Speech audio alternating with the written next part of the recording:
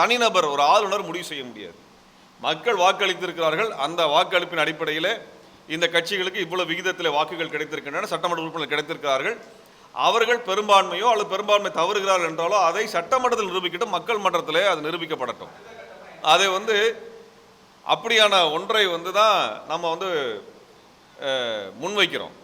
இதுக்கு நான் குறிப்பாக பேசுகிற இன்னொரு காரணம் இருக்குது. 2018 கர்நாடக தேர்தலின் பொழுது என்ன நடந்தது என்றால், அங்கே 3 மும்முனை போட்டியாக காங்கிரஸ் கட்சி, மதச்சார்பற்ற ஜனதாதளம் மற்றும் பாரதிய ஜனதா கட்சி தேர்தலில் போட்டியிட்ட பொழுது பாரதிய ஜனதா கட்சிக்கு அதிக எண்ணிக்கையில் சட்டமன்ற உறுப்பினர்கள் கிடைத்தார்கள், ஆனால் பெரும்பான்மை கிடைக்கவில்லை.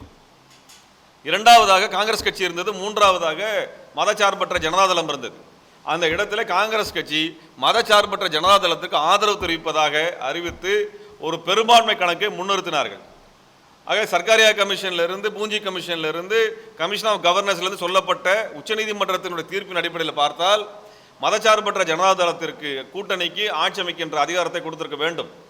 ஆனால் அன்றைக்கு பாரதிய ஜனதா கட்சியினுடைய முகவர்களாக, எடுபடிகளாக இருந்த ஆளுநர் பாரதிய ஜனதா கட்சியை கூப்பிட்டு ஆட்சி அமைக்க, எடியூரப்பாவை அழைத்து ஆட்சி அமைக்க அனுமதி கொடுத்தார். அது மட்டுமல்ல, பெரும்பான்மை நிரூபிப்பதற்காக 15 நாட்கள் அதற்கான கால அவகாசம் கொடுத்தார். இது எதுக்கு? அடுத்த கட்சி உடைப்பதற்கான அந்த கால அவகாசமாக அதை கொடுத்தார்.